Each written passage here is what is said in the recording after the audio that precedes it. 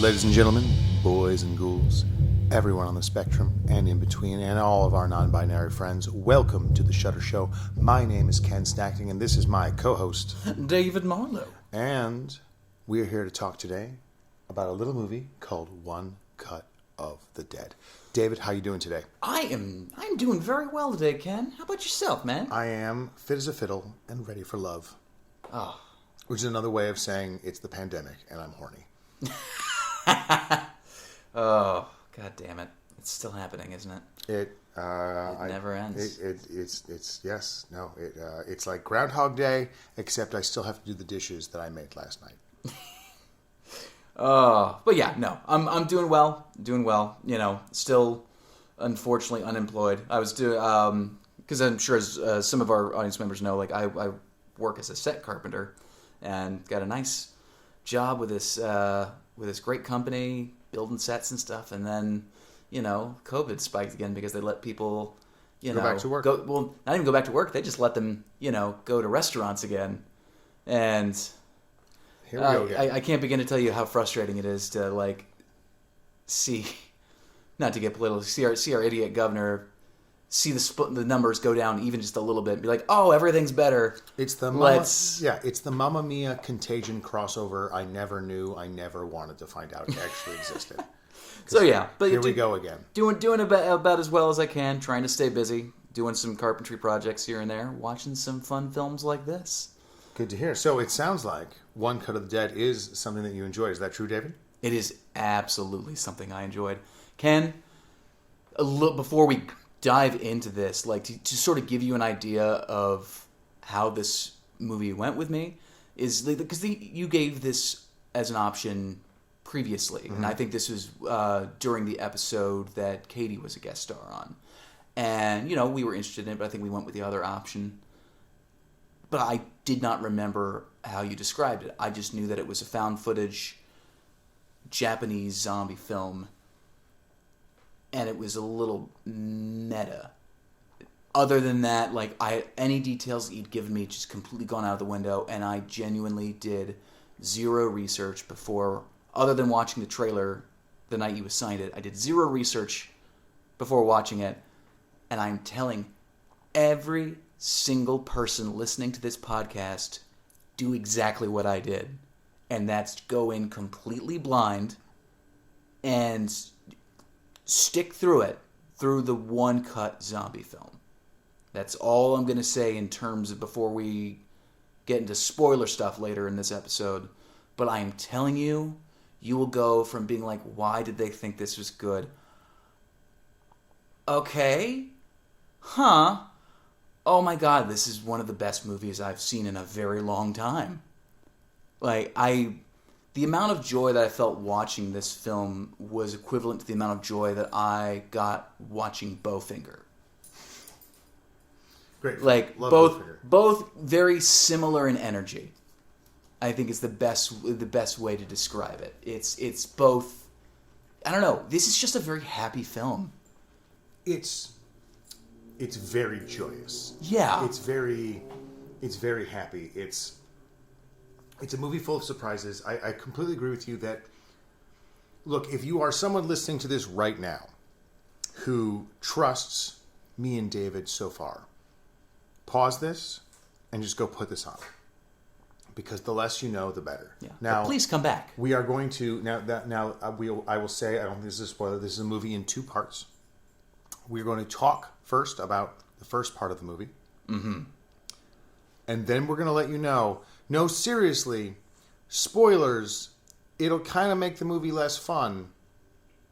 And then we'll talk about it. But I'm telling you, this is a movie that's best the less that you know going in. Mm-hmm. And absolutely. It is a movie that will surprise you. It is a movie that will delight you. It is a movie that will make you laugh. It'll make you cry. It will make you it will make you squeal with absolute delight.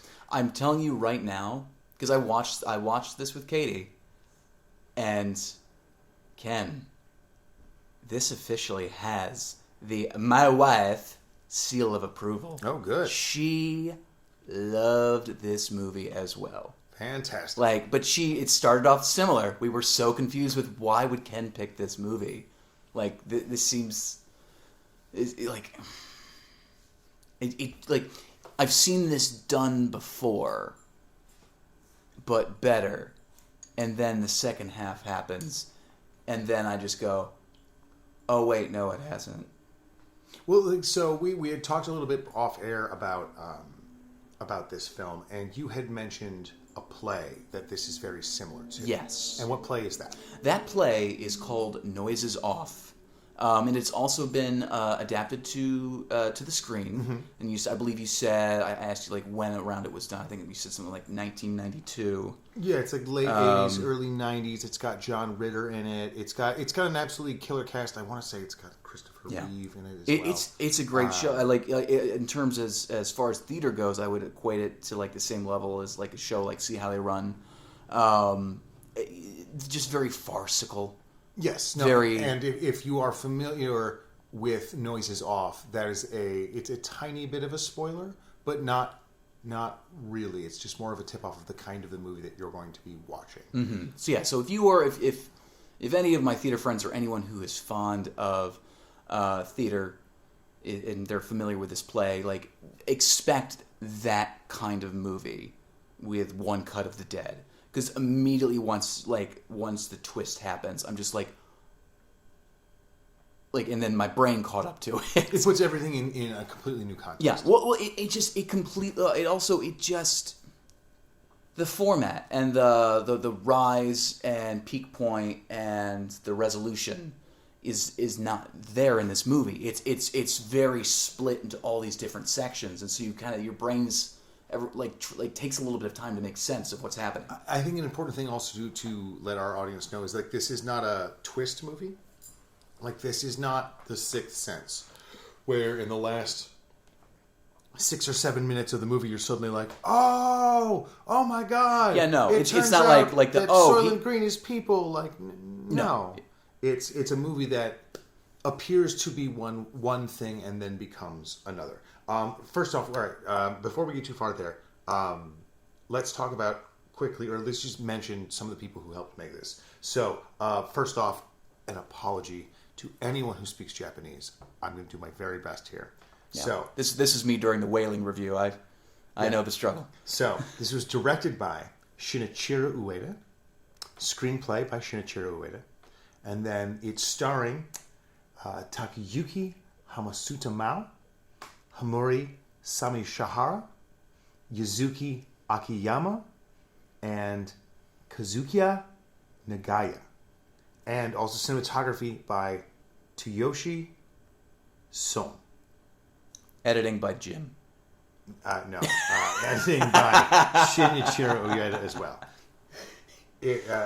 Just throw the widest name in there that you possibly can.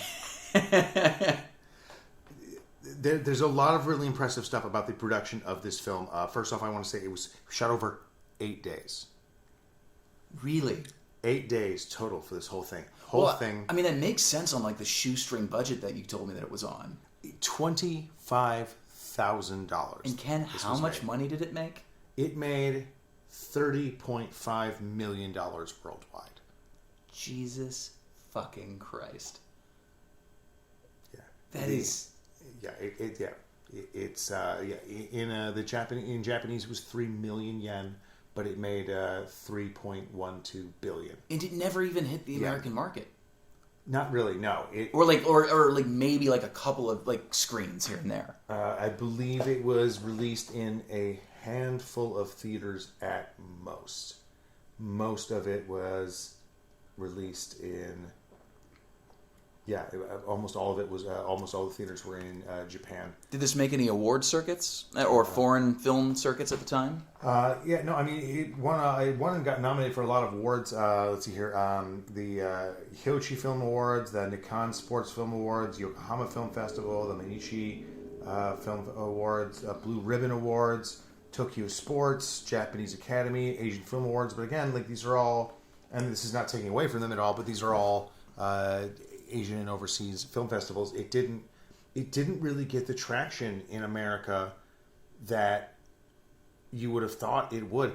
I mean, the first time that I heard about this film, it was because someone had gotten a copy of the film. I don't know from where. I'm assuming just they downloaded a torrent of it, and they uploaded it to Amazon Prime. Yeah. And I guess they were monetizing it. But, like, it wasn't the filmmakers who did it. Like, the filmmakers were like, wait, our movie's on Amazon Prime? Because I think when you were explaining this to me, you explained, because there's the difference between buying a bunch of DVDs and Blu-rays and selling them via Amazon, or just sending it straight to the streaming service. Well, essentially, you can send it straight to the streaming service. Or you can basically lease a small amount of real estate in an Amazon warehouse that will hold the product that you are selling, in this case, Blu-rays or DVDs. Okay. Or you can lease the rights to Amazon, who will then print their very own version of the cover and the disc and the cover for the disc, and then send that out. Now, you make a lot more money per unit if you just lease the space and do your own production. Because then you can spend whatever you need to on material and... But if you buy 1,000 copies and people only buy 20 of them, you're stuck with 980 copies of it. Where if it's the kind of print-to-order model that Amazon has, you make a lot less money per item, but you'll never also be stuck with 900 copies of the movie that you made. Yeah, and that's a very similar... I think we went with... I can't remember if Serena Waits, if our distribution partner ended up leasing the space as well, but I think primarily they went with just the streaming route, and then we had a couple of other venues that we released Serena Waits on, and yeah, it just seemed like these days it's just a more productive way of, and more cost efficient way of doing business with distribution. Yeah, no, absolutely. Well, I mean, if you just make it available streaming only, then you don't have to print anything, and then the overhead is technically nothing. It's just ones and zeros space, which is always getting cheaper. Okay. So yeah. Oh, and also I was looking at Noises Off. So yeah, it was 1992, and that was starring Michael Caine, Carol Burnett, Julie Haggerty, and there was another Christopher Reeve is in this. Yeah. Christopher Reeve, yeah. John Ritter's in it as well. Yeah, John Ritter. But yeah, I Christian Ritter's dad. Yeah. Jessica Jones. Oh. Rest in peace. But yeah, I highly recommend you guys check the film out at least, because it is a brilliant play. So yeah, it's this film. I can't begin to express how positive I felt after this, which is hilarious because at the beginning I was just very confused as to why this was a movie that Ken just like insisted that we pick. Because it really did. It's because I've seen found footage films. There's like a dime a dozen, especially when it comes to horror. And I find that would you say that there's a lot of found footage comedies? No, there's pretty much only found footage horror movies. Okay. I mean, it's just. I mean, I'm sure there are. An argument could be made that Starship Troopers is a found footage movie because of all the television footage in it. An argument I'm sure could be made for. I'm sure there's the Michael Haneke movie, Cachet, is a drama but that's also very much a horror / suspense. If you want to get into what things we're going to stick in a witch box, which is dumb. You shouldn't do that. It's but it's pretty much mostly horror that does the found footage thing. This is This is found footage, but it is also so much more than that, which is what I love about it. Yeah, I haven't felt this joyous since I watched Terminator: Dark Fate. So there's that. Quite the statement. You just accept the fact that the film, from a script level, is pretty fucking bad. But then once you do that, I'm not saying check your brain out of the door, but I'm saying just accept what the movie is. And from there, just appreciate the amount of stuff that is happening in it. And and also what, in my opinion, granted, might be unpopular opinion, has one of the funniest Arnold Schwarzenegger scenes I have ever seen. I believe you. Have you watched it yet? No, I have not. No? Okay. No, I will eventually get to it. I have things to do. It's okay. We'll do a Ken Hates Movies night. Yeah, and, there we go. And I will just be so happy the whole time. Speaking of Ken hating movies, and me not hating this movie at all, but the name Ken, something that I will say that kind of delighted me and surprised me, the very first word of this movie is Ken, which is just something that doesn't happen very often, and I was like, oh! Is Ken not a common name? It's not uncommon, but it definitely is not usually the first word in a movie. Yeah. What's the context of the? The context is the main the main lead of the movie. His character's name is Ken. Oh, okay. And he's attacking her as a zombie, and she screams Ken as he's approaching her. Oh, okay. That's right. Now, David, we've talked a lot about how great this movie is. We talked a lot about things that we've liked. Why don't you set up for the viewers at home? Yes. Why don't you give them a summary? Why don't you give them a setup? Why don't you give them what this movie is other than One Cut of the Dead? Are you talking about the first half or the full movie? I would say the first half, and then we can get to the second half. Okay. First half. The first portion. I would say. It's not technically half. I would say a short summary would be a director on the edge of sanity goes to any length to get the best performance that he can out of his cast and crew.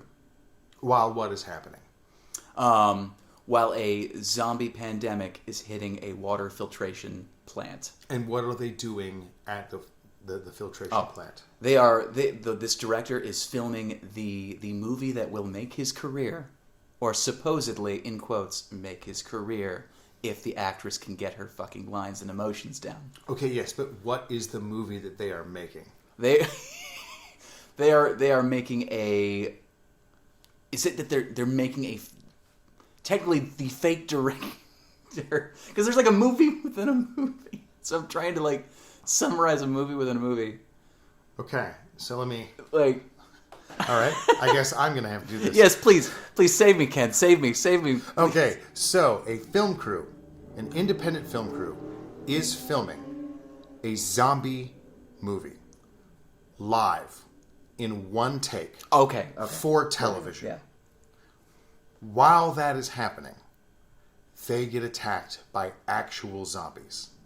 And the director of the movie uses it as an opportunity to get true authenticity in his performances from his actors. See, I'm just going from the basic summary that you would find on Amazon Prime just before clicking on it. I mean, that would just be an independent film crew making a zombie movie gets attacked by zombies. Which I looked it up on, because I stream Shudder via my Amazon Prime membership. Sure. Which I think you see different movies depending whether you were doing Shudder on your laptop or via Amazon Prime. But when I popped it up, a lot of detail here. 2 different copies come up. Okay. So literally 2 different copies, both made in 2 different years. Same poster, but both have a different but similar description, and both are a year apart. I was very confused at first. One is just the one that's available through Shudder, and the one I think is that's available through whatever company happens to own the American distribution of it. Great. Ken, save me. I'm spiraling. Okay, yes. All right, so yeah. So that is the setup of this movie. That's what happens, and I have never laughed so hard at a director saying the word action. Because what happens is they're filming this movie. the director's very mad at the main actress because she wants to use fake tears. She's not giving a real performance. She's not being true to the obviously insane scenario that they're in. And he gets really, really, really, really frustrated. And basically they call a 30-minute break so he can cool off because he is just screaming Just at figure some everyone. shit out. He starts at a 10. No, yeah, absolutely. He's clearly losing his mind. And then, as everyone's trying to spin down, everyone is trying to get more comfortable again, that they're trying to just take the 30-minute break and just sort of bring themselves back to a place where they can perform. All of a sudden, they get attacked by actual zombies.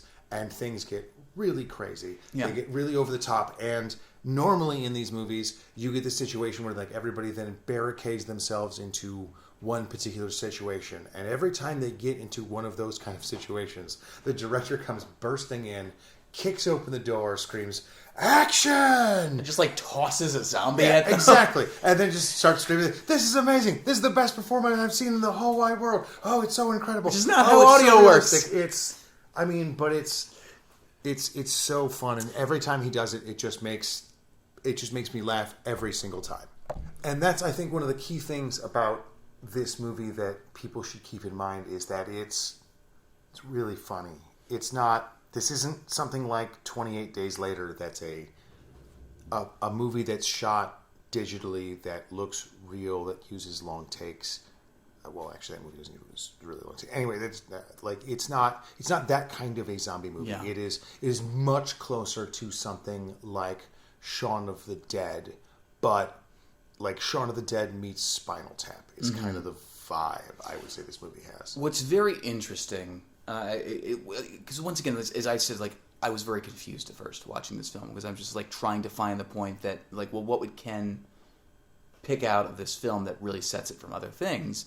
Like I'm just like, is it just the campy acting?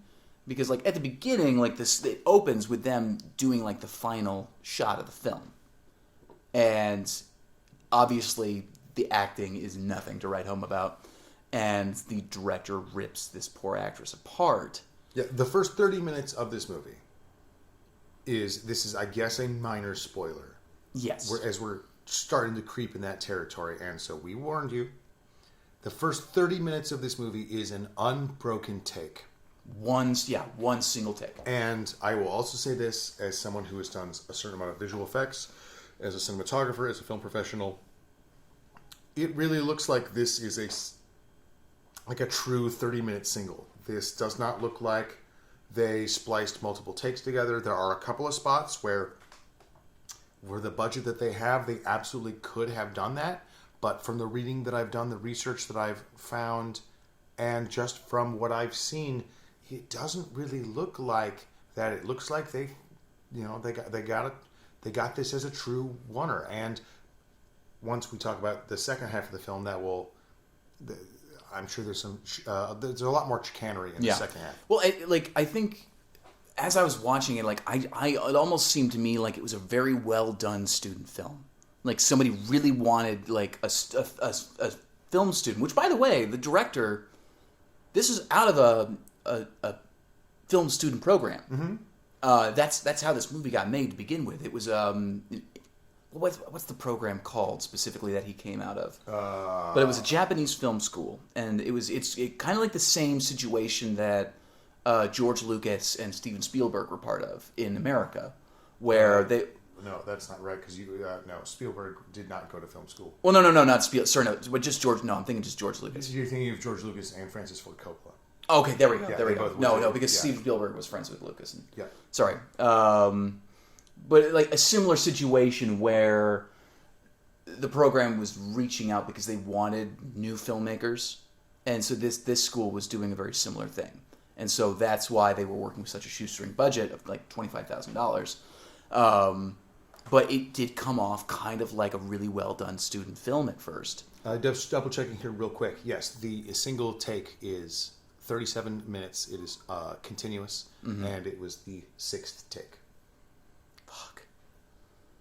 Can you imagine getting towards the end of that and someone just fucks up something or something goes wrong mechanically and then taking it all the way back to one. I mean, it's just like doing theater, except you don't push through. And, you know, it would be like if someone blew a line in Shakespeare, you had to go back to one. Which would be, don't get me wrong, would be a fascinating theater experiment. Oh. But I don't think would be... Imagine how confused the audience would be if someone just yelled, back to one! And then everything just... Everyone's just like, oh, come on! God damn it! Intermission! Stop selling vegetables. They're just throwing them at the stage. But yeah, but it's crazy because the movie does start at a 10 with the director yelling at her, and then it just goes into the actors just kind of hanging out with the makeup person. And it seems you're like, well, the pacing definitely took a very strange turn. Okay, I guess this is fine. It's got a weird rhythm, but it also kind of makes sense because it's one take. They're trying to make it feel very naturalistic. Mm-hmm. They're kind of trying to make it feel a little uncomfortable. I actually really the first time I saw this, I really liked how real and without any of the polish the first part had. It really felt like a take that wasn't perfect, as opposed to, let's say, the David Fincher version of this, where everything was absolutely polished and perfect the whole time. Mm-hmm. It would feel amazing, but it also wouldn't feel real in the way that this did. Every character felt real and awkward, and like they weren't, nobody was ever waiting to say their lines. Yeah. Everybody was 100% in the scene at all times. Yeah. Well, it's sort of like how I've described Serena Waits as the script and the end product wasn't so much the purpose as it was what we were trying to accomplish, which was we wanted to see if we could shoot 90 minutes of footage in 3 to 4 days. And we did. And and I still feel like we accomplished something really remarkable there with literally once again zero budget and a crew that we were constantly switching out. And then one of the cameras one of the cameras crapped out on us. We went from being able to shoot multiple angles and getting a lot in to all of a sudden then just everything grinded to just a screeching halt, and we had to shoot everything bit by bit by bit, and we still were able to pull it off. This is kind of what I see that. The purpose was to see if you could shoot, if you could do this in one take, or if you could do just a one take film, 37 minutes. And so that was kind of what I was taking from. It's okay, they wanted this is a crew of people that want to see if they can do that and accomplish this really difficult task, which, I mean, there's tons of feature films out there with giant budgets that try to do this. If they had just done the 37-minute take for the price, it would be impressive. Yeah. And then they made a whole rest of the movie to go with it. Exactly. And that's the most impressive part, and that's the part that I think I like the most about also, this. I love the payoff with the self-defense thing. Oh, there's so many good plants and payoffs with this. And this is without the second half. I just genuinely loved that payoff at the end. It kind of that's good job. Good job. This movie is all about planting and payoff, and I think that's one of its absolute strengths in its writing. So, now that we've discussed all of that, now that we've said, or actually, all right, before we do that, real quick, David, why don't you give everybody a real quick heads up of who the main characters of the first part of the movie are? Okay. The main characters of the first half of this film are definitely the lead actress and her boyfriend co-star, who is the zombie at the beginning of the film. It definitely establishes them as the protagonists, and it establishes the director as the antagonist. And then everyone else is just a surrounding member of whatever the fuck's going on. We've got a sound man. We've got another actor there. We've got the actress who is was the makeup artist, and we've also got the let's see here we don't really the other actual camera person, or the other actual character, I should say, is the cameraman itself. The camera that is the main vision of the first 30. Exactly. And I found it interesting that no one was really addressing they didn't really the person behind the camera. They do once in a while. Like there's a couple of glancing backs at. There's some like come-ons there, but like they're not actively helping. They're voyeuristic, but they're definitely like it's definitely one of those things. It's not like The Office or Parks and Rec. Or actually, Parks and Rec is a better example where the character, like there is clearly a cameraman, but they also never explain how like Nick Offerman's character ever in any world, like Ron Swanson in no world would ever sign a waiver that would allow a cameraman to go shoot at his house. Oh God, no. And the amount of footage that they get on that show of like intimate moments between characters is like, no documentary crew. At least in The Office, they actually see the end documentary. Yes, in The Office they kind of lean into it, and this is kind of somewhere in between, because definitely in Parks and Rec they still do the interviews. They still definitely sometimes like nod and look at the camera, but it's not. And this is. Well, originally they wanted to be like The Office, and they realized, oh, we need to be our own thing. Yeah, and I'm just saying, like, this movie has a very interesting kind of in-betweeny version of that kind of coverage, where they do acknowledge the camera. The camera is someone who's chasing behind, but also it's not Cloverfield, where the camera person is like an active person that they talk to, and sometimes like he uses the camera. The most annoying character of the Cloverfield. What are you gonna do? Movie, but and that's the challenge of found footage films, is the reason why the camera keeps running. Exactly, and that was one of the things that I was sort of a little off put at first, being like, why is no one really like I understand why he's still filming, because the director literally like screamed at him, keep filming, follow, like shoot everything. Outside of that, you don't really get much of an emotion or reaction of panic from the cameraman in that, and that was one of my judgments at first. Until the second half of the film, okay,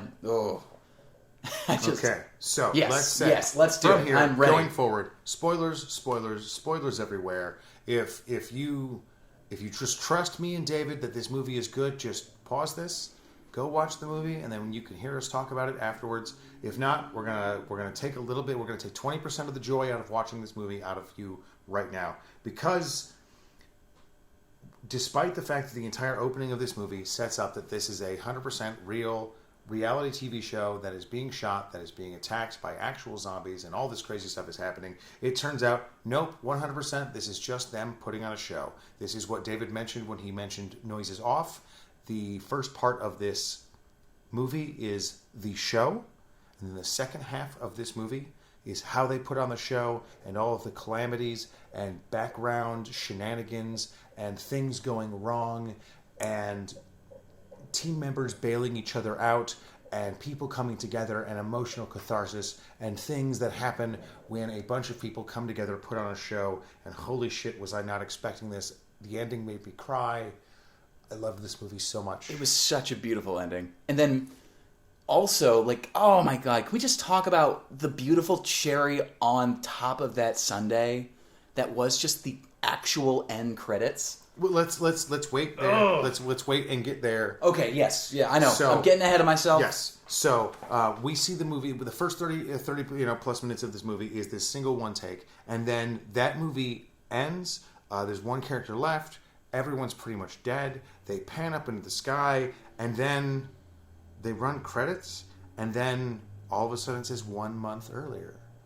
And we suddenly see this crazy director who we've seen this whole movie screaming and running around and shoving zombies into people, and he's this very timid, polite, traditional Japanese man who is getting pitched this opportunity to shoot a TV show that is going to be all one take. And it's like a friend throwing him a favor, pretty much. Yeah, and it's all going to be live.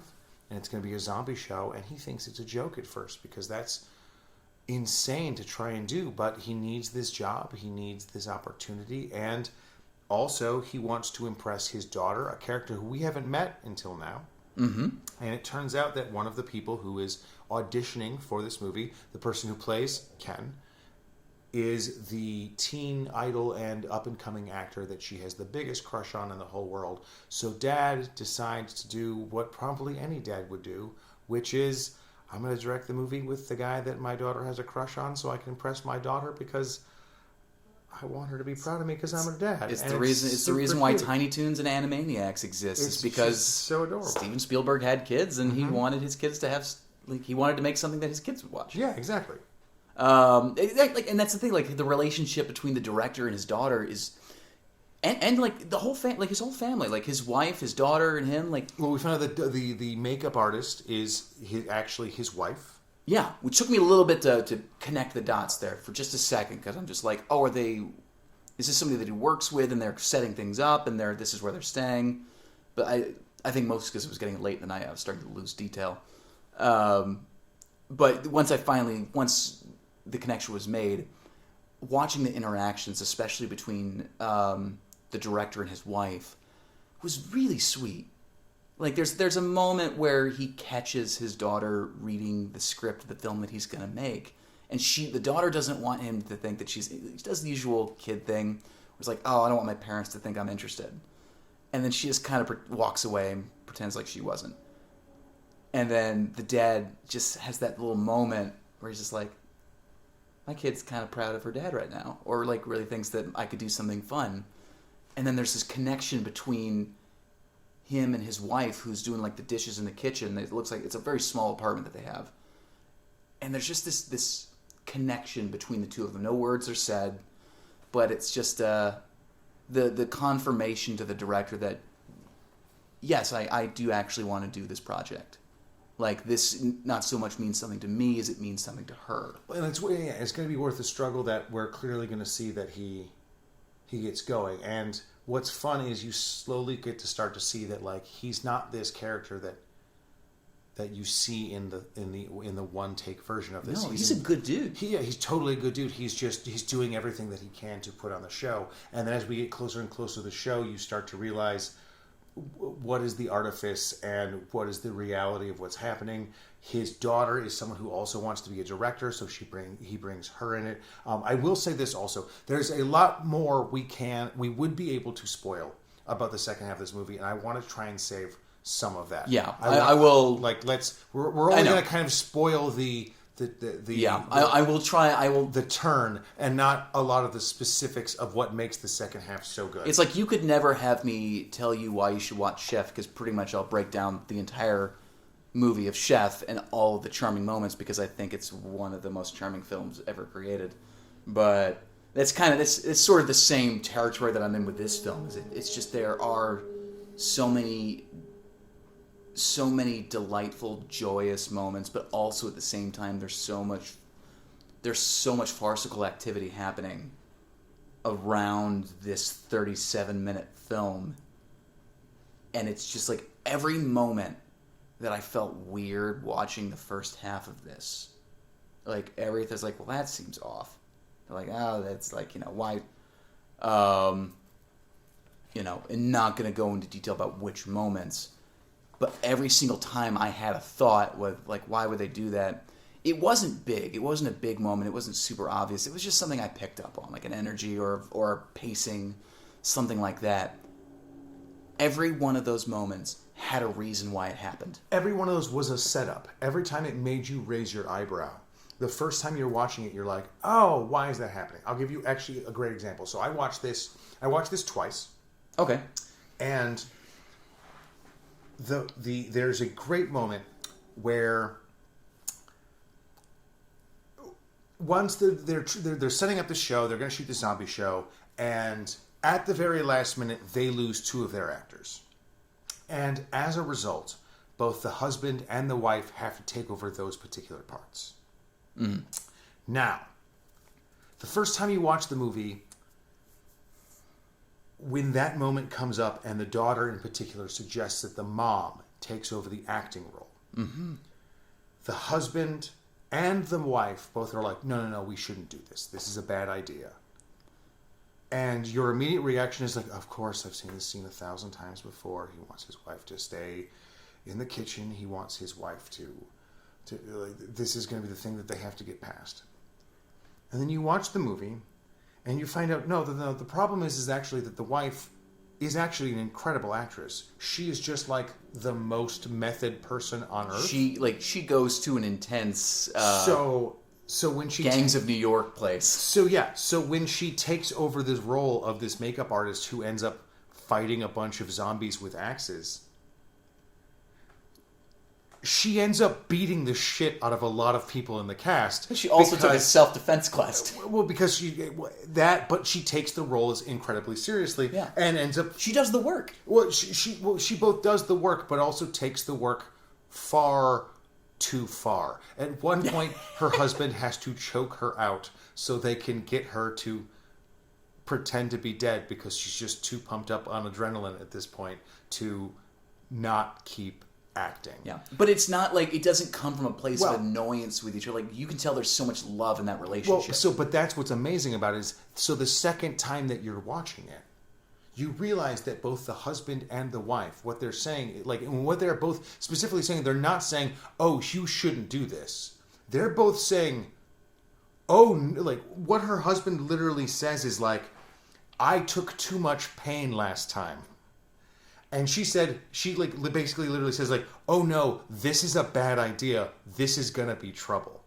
Which, once you realize what happens, is incredible. That they both realize like it's like asking Mark Ruffalo to turn into the Hulk before he has total control.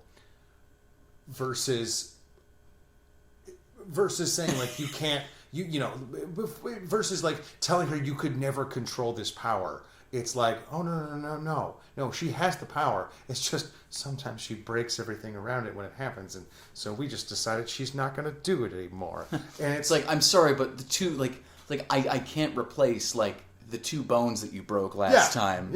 It's like, so, if we do this, I know it's just going to be pain and misery.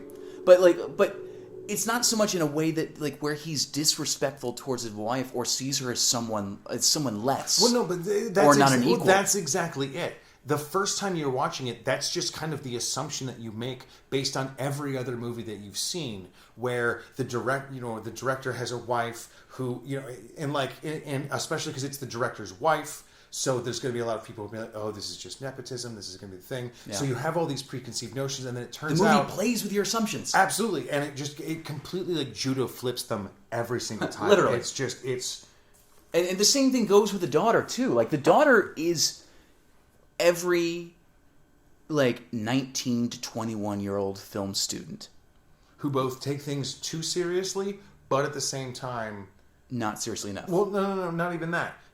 Takes things too seriously, but it's because this is the most important thing in the world to them. Yeah. Which is both a blessing and a curse. Yeah, his daughter is actually working. Absolutely. She is a professional. But at the same time, a PA, but she's also she's working. You first see her, you're introduced to her, and she's working in a commercial, just a basic or some kind of. But production. she's like a PA.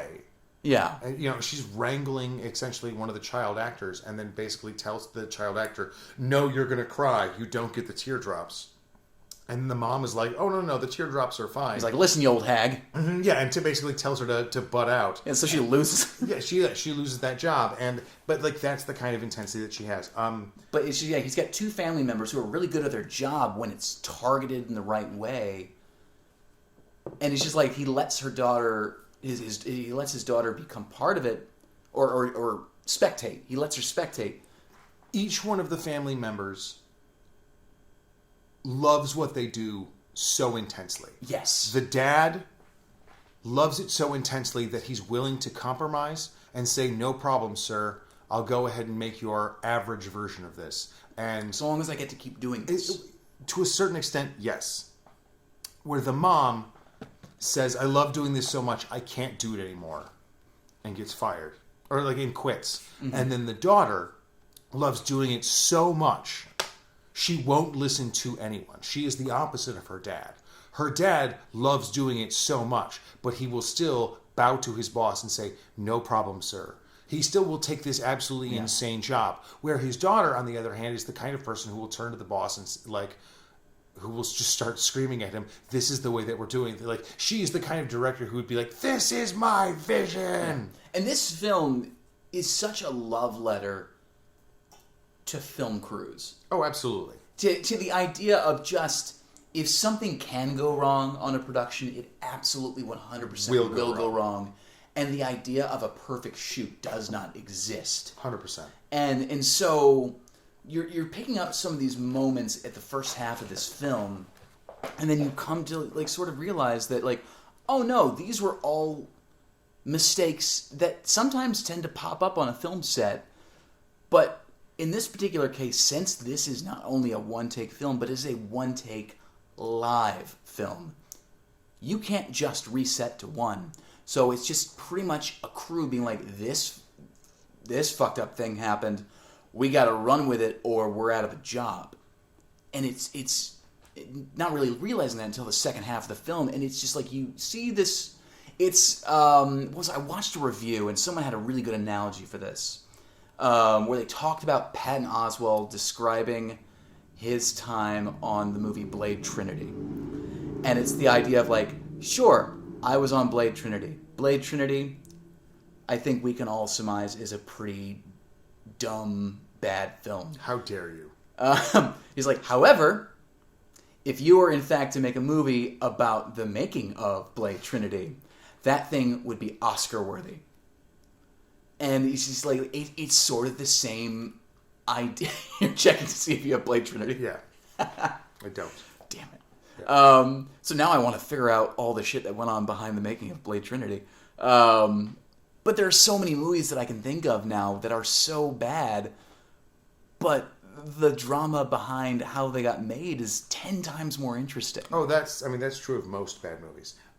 I would say, to anyone who up until this point still has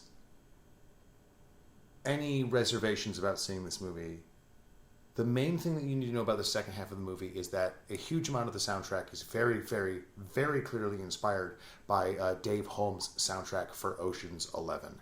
And it has that exact same kind of kinetic joy that Ocean's 11 has. Ocean's 11 is a movie that you can put on in the background, and you're just kind of like, yeah, this is fun. I love these guys. I watch them doing stuff. I don't care what's happening. The style's cool. Like, it's just you're just grooving. No reason to think too hard about what's going on. Yeah, no, exactly. It's just awesome and it's cool, and this is exactly that kind of thing. It will leave you with nothing but smiles, and while we have deprived you with some smiles based on spoilers, I don't want to deprive our audience of all the smiles. So, I will say, let's hold off and use this opportunity, David, to travel in time to a world where you have seen 2 trailers that you haven't seen before. Oh, man. David, are you prepared to see the trailers for Vampire's Kiss, starring Nicolas Cage, or Nightbreed, featuring David Cronenberg, written by Clive Barker? Oh. I mean, I thought I was prepared. I did some push-ups before, but... Oh, boy. Oh, he's starting it up. Oh, dude, I don't know if I'm... David, you're going to have to step in this door? I think I threw up a little bit in my mouth. David, get in the door. I don't know. David? David? Okay, I'm going to do this. I'm going to grab your Blue Moon. Go get it. God damn it. Alcohol, my one weakness. Son of a bitch!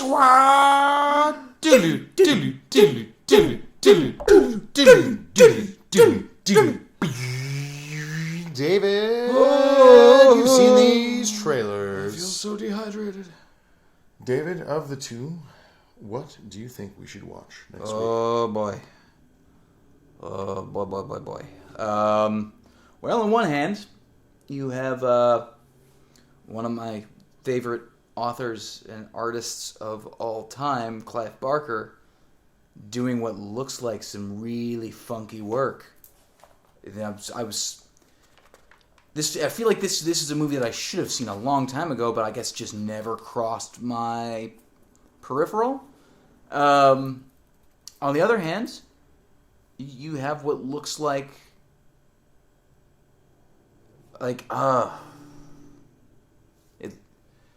Vampire's Kiss looks like one of those really bad movies that I should have seen both of these seem like movies I should have seen but never did. You should be ashamed of yourself is the theme of next week.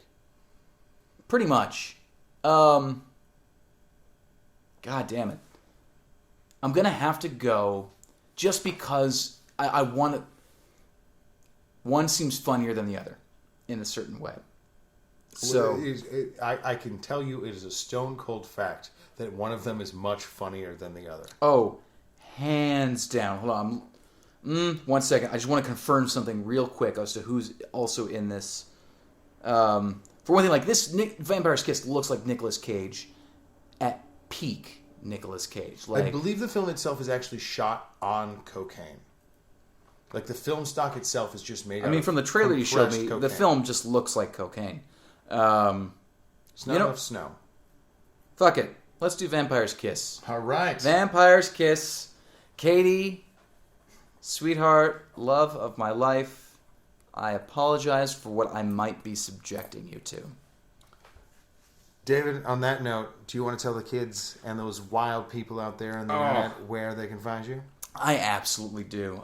You can find me on Instagram at _DW Marlowe. I also run the Instagram page for our Shutter show at Shutter_show. Also wanted to throw out a quick shout out to my friend Heather Lawler, who runs a podcast with her partner Ken. That podcast is called Campfire Classics. You can look up more about them on campfireclassicspodcast.com. They also stream on Spotify, Google, Stitcher, Alexa, etc., etc. Pretty much what they do is they go through out there and classic literature, and they pick apart the innuendo and the eccentricities of said literature.